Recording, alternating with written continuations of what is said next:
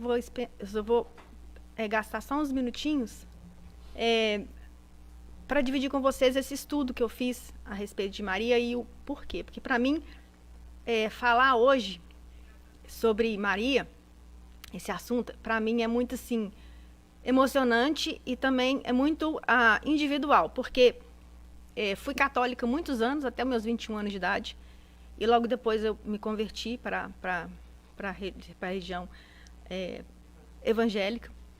E durante 21 anos, né, quem nunca, quem foi católico sabe que, né, é aprendido aquela devoção a Maria, faz a coroação, anjinho, né, aquela coisa toda, você cresce naquele envolvimento de respeito, né, da mãe, de Jesus e tal. E quando a gente muda, né, de escola religiosa, não com nenhum desrespeito aqui, de maneira alguma, isso que eu estou falando, a minha experiência, meio que coloca meio de lado, eles, né, ensina que respeita, mas que ela simplesmente foi aquela que fez o papel dela e cumpriu honrosamente aquilo que Deus colocou na vida dela.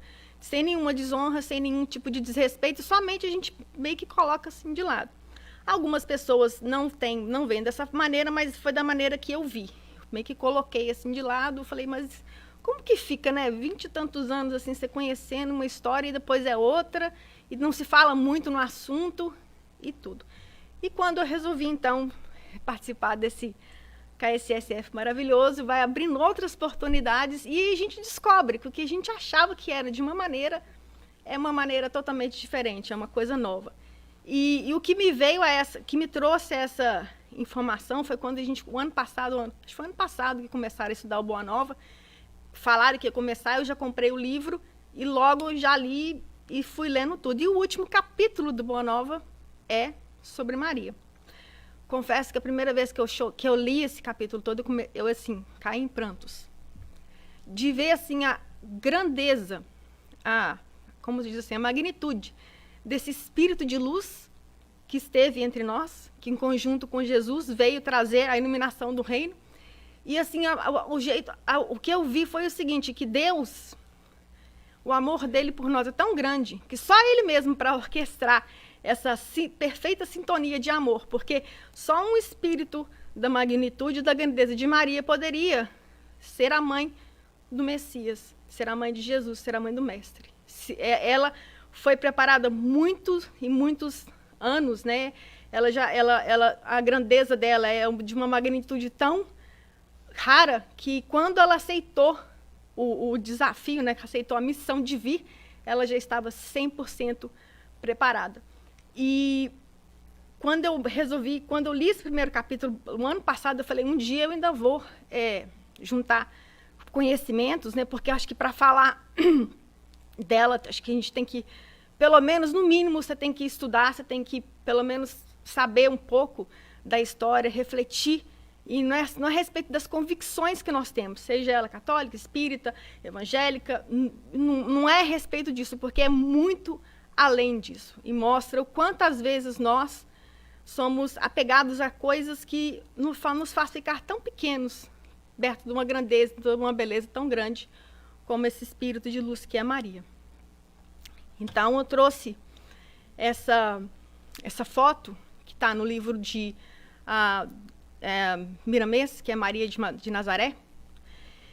E essa foto, ela está nesse livro, junto com um retrato que ele fez, psicografado. Eu não sei muita história, porque tem algumas divergências, mas eu sei que essa foto é como se fosse o retrato falado de Maria. Não sei se necessariamente foi atribuído ao Chico, acho que foi uma outra pessoa que fez, um outro país, e ele chegou e só fez um retoque, eu não sei muito bem, mas essa foto está lá.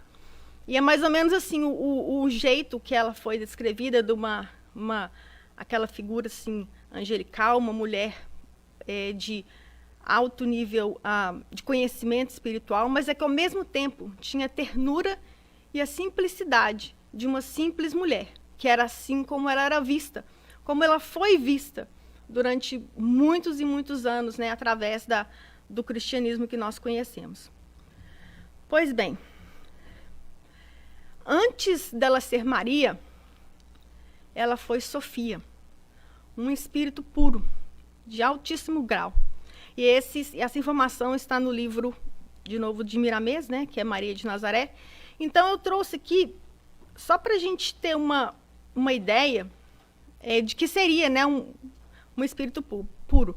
No livro dos Espíritos, nas questões anteriores a 120, 112, tem toda uma classificação, toda uma ordem de 1 a 10, né, dos espíritos bons, os espíritos que são mais atrasados, e vai chegando até na classe dos espíritos puros.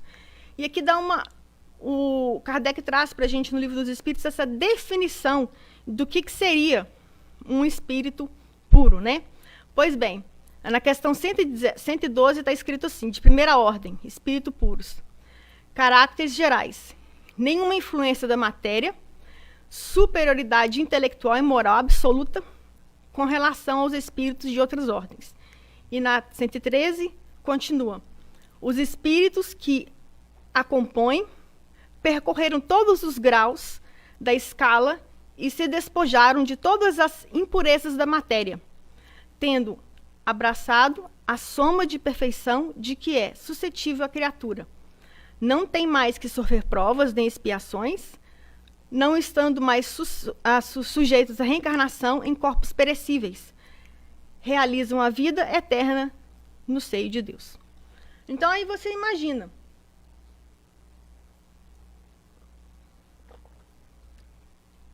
Ela já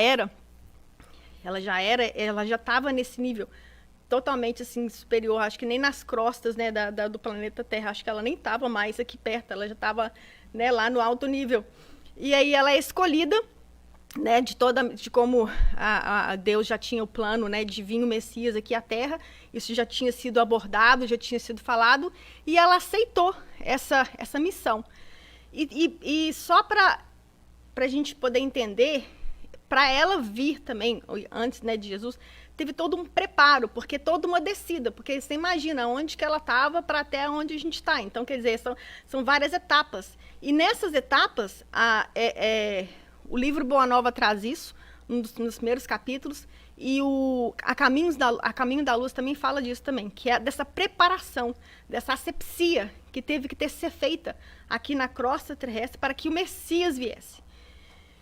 E uma das coisas assim que me deixou mais, como diz assim, mais impactada, quando eu comecei a ler esse livro de Miramês, foi não somente a disponibilidade, né, dela falar, não, olha, eu vou por amor, eu vou porque eu estou pronta, mas também quando ela aqui estava, bem antes quando ela estava sendo gerada, ela trabalhou, ela falou, não, eu preciso de trabalhar, eu preciso de estar aqui, eu preciso de fazer algo por essas, né, para ajudar, porque a intenção dela não era somente receber o Messias, mas era junto com ele construir o reino, né, que é o reino, a Boa Nova, que é aquilo que Jesus veio trazer para todos nós.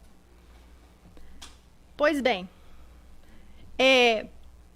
eu trouxe aqui um diálogo, né, do livro de Miramês, né, de João Nunes Maia, que é Maria de Nazaré. Quando ela aceitou a missão e quando ela estava para ser gerada, ela trabalhava com um grupo de espíritos que se chamava Ceareiros do Bem. E esses Ceareiros do Bem também espíritos de altíssimo nível também, que vieram para fazer essa asepsia, para preparar a vinda do Messias. E nisso eles entraram em um plano, né, acho que era na antiga Babilônia que eles foram ali trabalhar, porque precisavam de tirar alguns dos espíritos trevosos, e eles entraram, né, nesse nível, e na hora que eles entram, eles tinham que ir direto no general. Eu esqueci o nome agora, porque eu não anotei aqui, mas no livro, no capítulo 4, ele trata desse respeito. Então, quando eles vão ao encontro desse bando de espíritos, que eram os espíritos trevosos, um dos ceareiros, ele neutraliza as funções do espírito. É tão interessante, porque a gente está falando no plano espiritual, a gente não está falando de corpo físico, mas ele faz como que se ele fosse ali no corpo fluídico do espírito trevoso, ele consegue neutralizar para que as ordens que foram dadas a esses espíritos trevosos, elas fossem desviadas para outros lugares. E no livro diz que quando Maria chega, a luz era tão grande que ela fica quase que... eles não percebem ela. Eles não percebem eles. E eles neutralizando aquele espírito ali, eles conseguem desfazer, né, a trama que eles, né, mandam eles para outros lugares para que eles possam também encontrar, achando que eles vão fazer o trabalho deles, mas desviando daquilo que seria o plano original. Quando Maria vê aquele espírito trevoso, que era o general, que era o do mais, né, era o chefe deles lá, ela se compadece daquele espírito, ele é adormecido. Ela, num ímpeto assim, de resgate, ela coloca, fala assim que ela coloca ele sobre o colo dela. E quando ela coloca ela sobre o colo dela, ela faz uma oração para Deus. E essa oração ela é linda, linda, linda, linda, linda. Eu coloquei só um pedacinho aqui, para vocês entenderem a magnitude de quem já era ela antes mesmo de estar aqui como mãe do Messias. Mas ela já estava na crosta, né, na terra, já estava mais perto de nós. E um pedacinho dessa oração, ela começa assim: Deus de amor, Deus de verdade e de justiça. Se existir alguma coisa em nós, porque eram 3 trabalhando ali, né, que favoreça esta alma sofredora, no caso o espírito, né, que nos seja tirado em favor dela, que sentiremos a maior das alegrias. Não vos pedimos para que este irmão seja afastado das hostes do mal, e que seja hoje o seu dia de arrependimento. Estou abraçando esse coração como oferta de uma mãe para o seu próprio filho. Derrama em mim a vossa força. E a oração continua. É maravilhosa. E daí, quando ela faz essa oração, que ela termina, e ela cai em lágrimas, esse espírito desperta. Só que na hora que o espírito desperta, que ele olha, ele não vê os ceareiros, ele vê a mãe dele, ao invés de Maria. Eu falei, uau, como assim, né? Porque a mãe dele não sabe quem era, nem tem menção, não era a mãe dele que estava ali, era Maria. E na hora que ele vê a mãe dele, ele fala, né? Minha mãe, aonde que você estava? Esse tempo todo, eu perdido, eu procurando, precisando de ajuda, eu fiz isso e aquilo, e arrependido, ele cai em prantos. Eu estou arrependido, eu quero ir para onde você vai. Aí ele diz aqui, né? Mãe, para onde eu vou? Eu quero ficar junto de ti. E nisso eles têm um diálogo muito, muito bonito. Maria vai conversando com ele, e ele vê ali que naquele momento, aquele espírito das trevas, ele se arrependeu e teve o momento dele de caminhar para a luz. Olha que, né, magnífico. E aí, quando ele já está, né, estabilizam ela, o espírito e tal, aquela coisa toda, ela, né, em prantos, assim, eles conversam, e ela faz uma oração final para ele, despede dela, ela diz o seguinte: meu filho, que Deus te abençoe em todos os seus caminhos. Vais para as lutas, que são aquelas enriquecidas pelas experiências, onde o amor vence o ódio, onde a paz vence a guerra, e onde o perdão vence a vingança, e onde a fraternidade vence o orgulho e o egoísmo.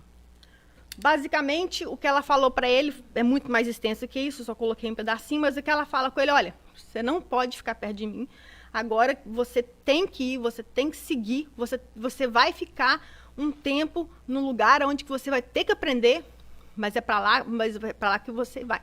E é tão lindo, porque ele não via nada, ele só via aquele amor que ele desconhecia. E não era a mãe dele que estava ali, era aquele espírito maravilhoso de luz em forma de Maria, tirando aquele espírito trevoso e direcionando ele somente pelo amor. É por isso que eu acho que, né, quando eu lendo esses livros, né, eu penso assim na grandeza, na magnitude do amor de Deus por nós. Como ele orquestra essa ajuda, esse respaldo, esse conforto, esse socorro na hora em que nós mais precisamos. Aí te faz pensar um pouquinho, né? Nossa, se ela conseguiu fazer isso com um espírito trevoso, imagina pra gente que nem é tão trevoso assim, né? Bom, pelo menos pensamos que não somos, né?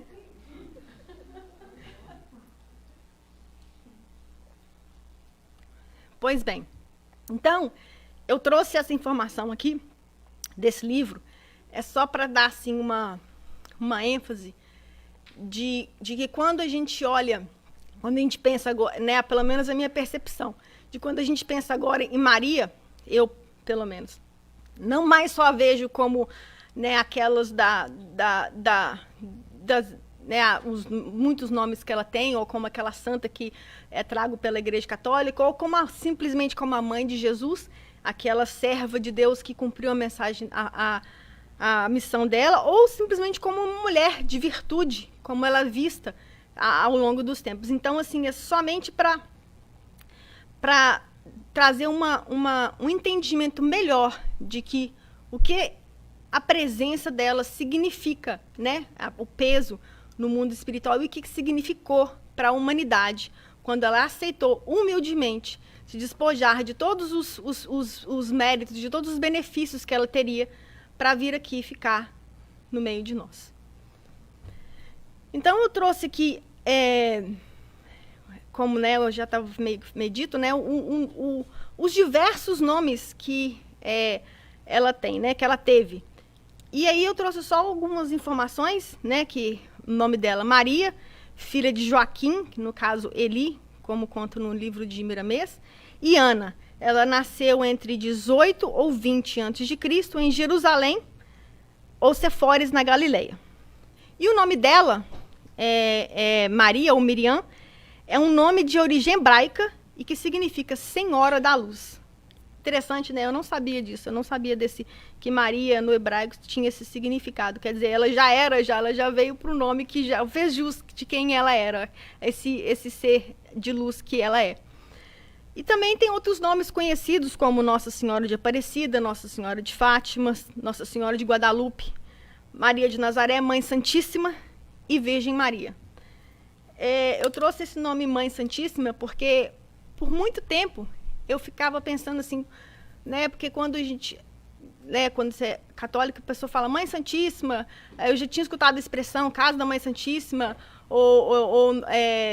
tem um outro nome que agora me fugiu a mente. Aí eu ficava pensando, de onde que foram gerados esses nomes, né? E aí, mais para frente, no estudo que eu fiz, aí eu entendi. Eu falei, agora eu sei por que era esse nome que foi dado a ela. Então, eu só trouxe aqui para a gente saber que todos essas Nossas Senhoras, vamos falar assim, né? São todas uma só, que é a presença de Maria, como ela se apresenta, porque a gente, estudando o Espiritismo, a gente aprende que o Espírito ele se manifesta para a gente de diferentes formas, vai daquilo que a gente acredita, ou como que é a nossa aproximação perante ao divino, perante o mundo espiritual, que fica mais fácil da gente assimilar. Então, por isso, esses diferentes nomes em diferentes lugares, em diferentes trajetos. E eu trouxe esse texto aqui, isso está Religião dos Espíritos, né? A Mulher ante o Cristo. Chico, através de Emmanuel, ele fala o seguinte, que buscando alguém no mundo para exercer a necessária tutela sobre a vida preciosa do embaixador divino, o supremo poder do universo não hesitou em recorrer à abnegada mulher. Escondida num ar apagado e simples, humilde, ocultava a experiência dos sábios. Frágil como o lírio, trazia consigo a resistência do diamante.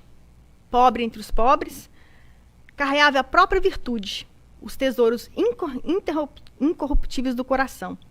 E, desvalida entre os homens, era grande e prestigiosa perante a Deus. Isso é um resumo, né, de como foi assim a vida de Maria aqui na passagem né, pela Terra. Eu li um outro livro secular às obras espíritas que eu estava lendo, que até é uma obra católica, se chama O Evangelho Apóstolo da Virgem Maria, eu acho que é uma coisa assim. Ele é escrito por um frei, que eles descobrem num vaso, ou nos pergaminhos, que era no que seria Maria escrevendo para João. Porque todos nós sabemos que quando o mestre entrega ela para João, no Boa Nova cita que João tomou conta dela, mas esse é como se ela tivesse, em vez dela contar para ele falando, ela escreveu cartas. E essas supostas cartas foram achadas, traduzidas, e é claro que, né, a gente não sabe assim, o teor do que ali que é 100% do que estava escrito, mas esse monge que fala, né, ele colocou no papel o que seria aquilo ali, como seria Maria contando para João de como que foi a vida dela antes e até quando ela foi, né, que ela desencarnou. E uma coisa que eu achei assim, muito, mas muito interessante nesse livro em específico é que como na Bíblia, né, o Evangelho de Lucas, ele é o que mais tem detalhes da vida de Maria. Porque Lucas foi a pedido de Paulo, e isso está no Paulo Estevão, que ele pede, que ele visita Maria e pede que ele vá lá conversar com ela, que ela tem depoimento. Então fica parecendo que não era João que era próximo de Maria, que era Lucas, mas não foi bem assim. Lucas foi a pedido de Paulo. E nesse livro, que é da Igreja Católica, né, do monge, ela tem um pedacinho que ela se refere, ela fala, olha, agora disputa comigo a sua atenção, o meu afeto, Pedro, esse apóstolo Paulo e João. Então, assim, eu achei muito interessante esse contexto todo. E o resumo, né, da vida dela, isso tá mais, essas informações estão mais no livro de Miramês, conta que ela era uma mulher que ela era, o que ela falava, ela era uma mulher que ela era muito firme nas convicções que ela tinha. E por vários momentos, pelas convicções que ela tinha, pelo falar dela, ela teve que se anular, ela teve que, por isso que eles falam o silêncio de Maria, porque ela não podia deixar que a luz dela fosse maior ou que se fizesse um pouco ofuscar a luz ou a missão do Messias, porque ela já tinha essa verdade dentro dela, ela já sabia a missão do Messias. Então ela teve um peso, um carinho, e eu acho tão bonito que até o cuidado das roupas, da túnica que ela fazia para Jesus. Inclusive, na crucificação, quando ele está, na hora que ela vê ali Jesus sendo crucificado, ela olha para aquela túnica e lembra que foi aquela túnica que ela teceu com todo carinho para o filho dela. Então, traz toda a trajetória daquela mãe que não só ela renunciou a quem ela era, ela se diminuiu, mas assim, não nesse sentido que a gente pensa, fala assim, me rebaixei, porque lembrando, né, o que estava no primeiro slide, de um espírito puro, ele não tem essas necessidades, ele não tem essas convicções, ele não está ligado na matéria como todos nós estamos ligados, né? Então, foram passando os decorrer do tempo, e uma coisa também que eu achei interessante, mais uma vez para mostrar a grandeza dela, é nesse livro que é do monge, ele diz que no momento da crucificação, quando Jesus estava ali para ser descido da cruz, todo mutilado, os soldados estavam tirando ele ainda, ela olhou para o lado e ela viu Dimas, que foi aquele ladrão que foi, né, crucificado junto com Jesus, e automaticamente, no momento de mais dor, imagina a mãe vendo seu filho amado sendo tirado daquela cruz todo, né, todo flagelado, né, vamos falar assim, né? Ela olha para aquele outro que está ali e ela se compadece dele. Ela fala, nossa, mas não tem ninguém para chorar por este que está do lado do meu filho. E ela, com a dor dela, ela ainda ora e pede para aquele filho que está ali do lado dela, com aquele corpo daquele ladrão, Dimas, né, que morreu junto com Jesus na cruz. Então, é passado o momento depois da crucificação de Jesus, como João tinha sido encarregado de ficar cuidando de Maria, ele, depois de Pentecostes, né, que acho que é importante falar que ela estava lá presente também, né, quando teve esse evento do Pentecoste, quando a igreja dele se estabilizou em Éfeso, ele foi até Maria e falou, eu tenho que cumprir com o dever que eu tive com o mestre.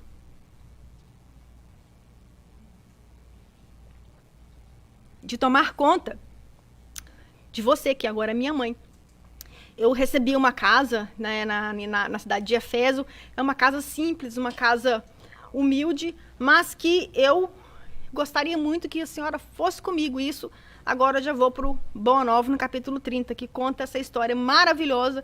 Recomendo todo mundo, a quem não tiver lido, leia, porque é muito lindo. Eu estou só fazendo um resumo aqui do que aconteceu. Então, quando Maria, aí ela aceita com alegria, ela vai para a casa de João, para essa casa que ele reservou para ela. E eu trouxe essa fotografia porque quando ela ficou conhecida como Casa da Mãe Santíssima. Porque era ali, quando ela foi ali, morar com João, ela começou a contar para João, né, das coisas de Jesus, de quando ele era pequeno, das coisas que aconteceram quando eles tiveram que fugir, da preocupação que ela tinha com ele, quando ele sumia, que ela sempre achava ele, né, entre os flagelados ou sempre os pobres, e ela ficava naquela preocupação, e até que ela entender que fala, não, ele tinha, era a natureza dele, ele tinha que fazer isso. Então, era todo aquele cuidado, e isso alegrava muito João. Então, o que João fez? Ele juntou os ensinamentos do mestre que ele tinha, com também a magnitude dos ensinamentos de Maria, e ele começou a proclamar as boas novas para aqueles que precisavam. E a notícia, aí fala aqui, né, eu trouxe aqui rapidamente para vocês, e fala, né, que a notícia de que Maria descansava agora entre eles, espalharam como um clarão de esperança por todos os sofredores, ao passo que João pregava na cidade as verdades de Deus.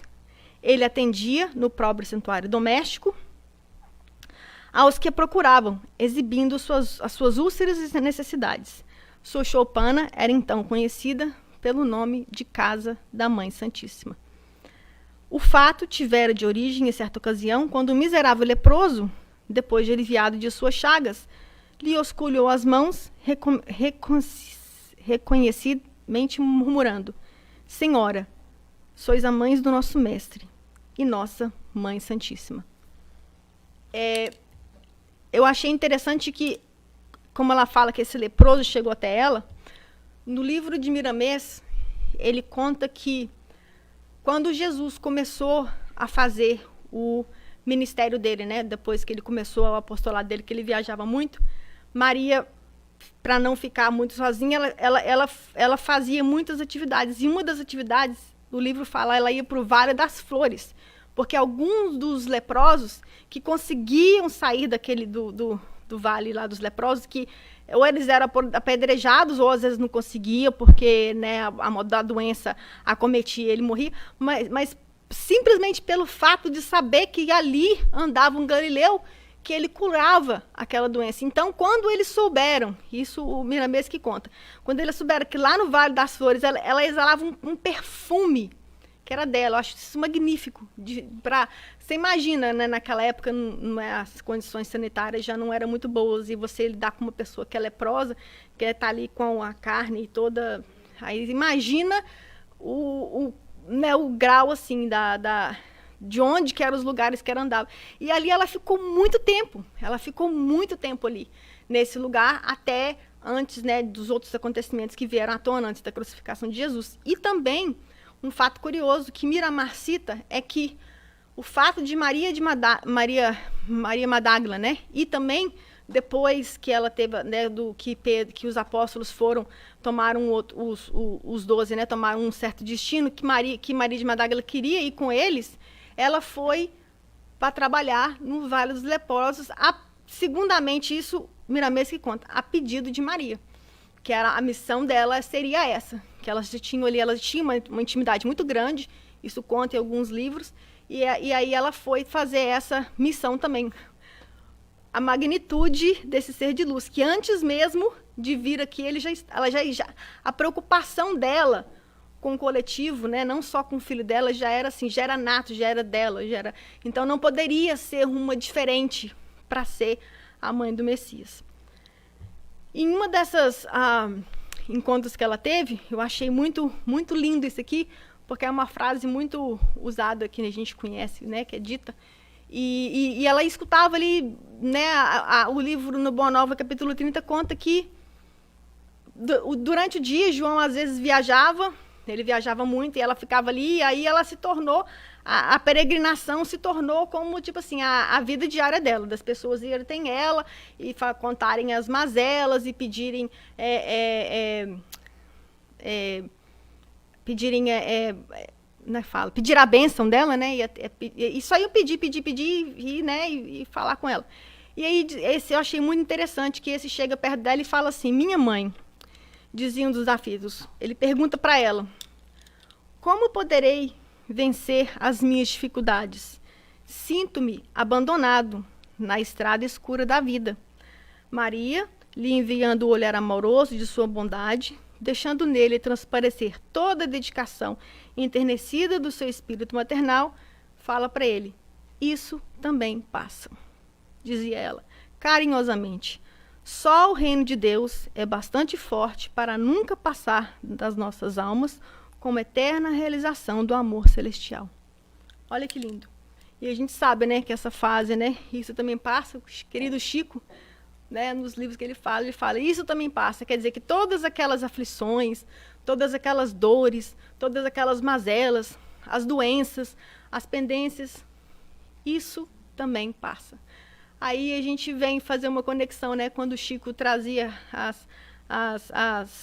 né, a gente sabe também um pouco da história de Chico Xavier, que foi também uma história muito sofrida, e eu imagino, né, quando ele recebeu essa mensagem de fala das mazelas que ele mesmo, que por muitas vezes deve ter sentido, e aquela frase vindo como a mãe dele falando, meu querido, isso também passa. Muito lindo, né? Muito, muito lindo. E foram decorrendo, né, os anos, o livro conta que a Maria foi envelhecendo, foram passando os anos, e ela, né, com aquela saudade imensa de Jesus, mas ela contando ali para João e fazendo o que ela estava fazendo, meio que aliviava, né, as dores dela, e aquilo ali dava um certo tipo de contentamento, né, um motivo para ela estar ali trabalhando. Quando, um dia, um hóspede anônimo lhe estendeu as mãos generosas e falou com ela. Eu coloquei esse texto aqui, mas esse peregrino chega para perto de Maria e fala, conversa com ela e fala, minha mãe, vim te visitar. E ela acha estranho a atitude dele, porque geralmente quando eles iam lá, eles iam pedir alguma coisa para ela. Esse não veio pedir, ele veio perguntar como é que ela estava, o que estava acontecendo na vida dela. E ela achou assim meio estranho, e ela custou um pouco para entender que aquele ali não era um peregrino qualquer. Aquele ali, ele fala para ela assim, minha mãe, vem em meus braços. Nesse instante, ela fitou as mãos nobres que lhe ofereciam, num gesto de mais bela ternura. Tomada de comoção profunda, viu nela suas chagas, como a do seu filho, que revelava na cruz. Compreendendo a visita amorosa que Deus lhe havia enviado, o coração bradou com infinita alegria. Meu filho, as úlceras que te fizeram. No ímpeto de amor, fez um movimento para se ajoelhar. Queria abraçar-lhe aos pés do seu Jesus e osculá-los com ternura. Ele, porém, levantando-se e cercado de um ralo de luz celestial, se ajoelhou a seus pés e, beijando-lhes as mãos, lhe disse em carinhoso transporte, sim, minha mãe, sou eu. Venho buscar-te, pois o meu pai quer que sejas, no meu reino, a rainha dos anjos. Quando eu li a primeira vez, eu falei, nossa, é muito lindo.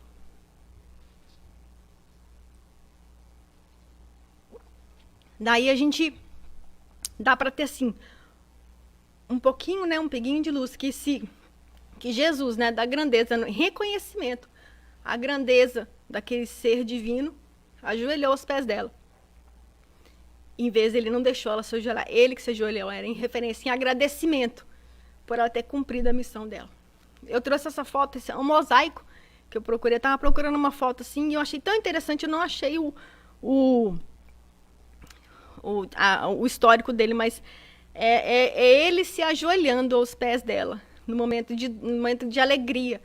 E quando eu tive essa percepção, eu falei, nossa, como nós às vezes nos enganamos, né? Por questão de religiosidade, por questões de escolas espirituais, por questão de acreditar em diferentes crenças, como nós temos a capacidade de diminuir um espírito tão grande, um espírito de luz tão maravilhoso, que foi passado assim, às vezes, como porque ela é adorada, porque ela é vista como isso ou como aquilo, e nós esquecemos de olhar para a grandeza de que é esse ser de luz angelical, que é Maria. E o que me chamou mais atenção ainda é que nunca, pelo silêncio dela, e dos livros que eu lia, de todos, né,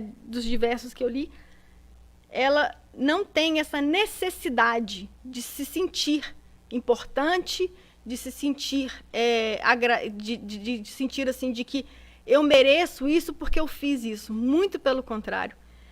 A única coisa que ela quis e que ela quer e que ela sempre fez questão é de mostrar de que ela fez parte com Jesus, que ela trabalha até hoje, porque ela ainda faz na construção do reino de Deus, né? A construção do Boa Nova, aquela construção do reino que Jesus veio trazer para a gente aqui na Terra. E isso não pode ser feito sem o amor. Porque, né, Paulo mesmo diz, falar assim desse amor, né, quando ele escreve a carta aos Coríntios, porque quando ele fala desse amor, fica parecendo assim que fica um pouco longe daquilo que a gente entende do que seria o puro amor. E lendo e conhecendo a história de Maria, né, o legado dela, a renúncia, o trabalho, a dedicação, dá para a gente um pouco compreender de qual puro e mais belo é este amor de Deus por nós e daqueles que são comprometidos de trazer a missão divina para nós. E continuando o livro, ele diz assim que quando aconteceu esse encontro, na hora que Jesus, né, ela meio que entrou em coma, mas ela ainda não tinha desencarnado. O João chegou no outro dia, ela teve um momento ainda de despedida com o João e ela desencarnou. Só que na hora que ela desencarnou, que teve a ascensão dela, pelo que eu entendi, ela já está, né, no mundo espiritual, que ela vê aquela recepção de anjos, né? O Boa Nova fala isso. Ela vê, né, para ela poder subir, no instante ela fala, mas espera aí. E todos aqueles que sofrem ainda pelo evangelho, todos aqueles que ainda estão nas prisões, por conta do amor que eles têm pelo meu filho Jesus. No instante de segundos, eles levam ela visita, eu achei isso mais maravilhoso. Ela visita as prisões e ela vai de um a um, visitando e orando por cada um daqueles que estavam ali sendo perseguidos em questão do evangelho da Boa Nova de Jesus. E aí, né, somente depois que ela faz isso é que ela vai, que ela sobe para o lugar de onde que ela teria que ocupar. Mas isso não impede ela de continuar trabalhando, de continuar aqui resgatando, de continuar fazendo esse serviço divino que ela teve e que tem esse legado de que é trazer o amor para todos nós. Eu achei assim em algumas outras obras, né, que eu estava procurando saber assim, né, como uma coisa assim para me finalizar assim, já indo para a reta final da palestra. Aí no capítulo 22 do Boa Nova, que é a mulher ante a ressurreição, num diálogo que Pedro estava tendo com Jesus, a respeito mesmo do valor da mulher, porque eu acho que na questão ele estava se referindo, não era Maria, mãe de Jesus, não, era Maria de Magdala, porque ele estava se referindo, mas a gente vai ter que deixar essas mulheres e tal, seguir com a gente, como é que fica isso aí e tal. E aí Jesus, que leiam, porque é um capítulo maravilhoso, é uma lição também muito legal, e aí Jesus fala assim, em 2 ocasiões, eu coloquei dois cortes que eu achei mais interessante, que diz assim, por isso, ele fala, está falando para Pedro, né? Por isso, as mulheres mais desaventuradas ainda possuem no coração o germe divino para a redenção da humanidade inteira. Seu sentimento de ternura e humildade será, em todos os tempos, o grande roteiro para a iluminação do mundo, porque sem o tesouro do sentimento, todas as obras da razão humana podem parecer como um castelo de falsos esplendores. Falei, nossa, quando eu li isso aqui, eu tinha lido, mas eu não estava fazendo essa conexão com Maria, mãe de Jesus, não, porque ele não estava falando dela, ele estava falando da outra Maria. Mas é um resumo, assim, sabe, da importância, né, não só dela. Nesse capítulo que ele não está querendo dizer que homem é inferior, não tem nada disso. Ele está dizendo porque o resgate da questão da mulher mesmo, porque naquela época, mulher não podia nem abrir a boca. Mulher, era, como diz o Humberto, ele fala, mesmo, até não sei quantos séculos, vocês nem alma assistiam. Ele fala isso. Ele brinca toda vez, ele sempre fala isso. Então, quer dizer, era um resgate de como a mulher era vista, porque mulher, e até hoje, infelizmente, em alguns países, em algumas culturas, mulher, sabe, tipo assim, não vale nada. E assim, é como se tivesse dado aquele resgate da figura da feminina e daquela questão do amor, para a gente saber que de onde que vem essa conexão divina, desse germe divino que já está dentro de todos nós. Então, para finalizar, aí ele fala assim ainda, e será ainda a mulher que buscaremos confiar a missão mais sublime na construção evangélica dentro dos corações, no supremo esforço de iluminar o mundo. Então, finalizando aqui, o que eu gostaria de deixar aqui é que essa luz divina, através de Maria, que aceitou humildemente a missão de vir aqui, de ser a mãe do Messias, juntamente com Jesus, trazer esse amor, essa luz, essa paz celestial, esse privilégio que hoje todos nós temos. E o intuito desse estudo foi, não é em questão assim de engrandecimento ou nada disso, é simplesmente um olhar diferente, um abrir dos olhos para a figura magnífica, angelical e preciosa que é e que foi a mãe de Jesus, que nós tivemos no meio de nós, juntamente com o Mestre, para nos trazer a boa nova. Era isso que eu queria falar, gente. Muito obrigada.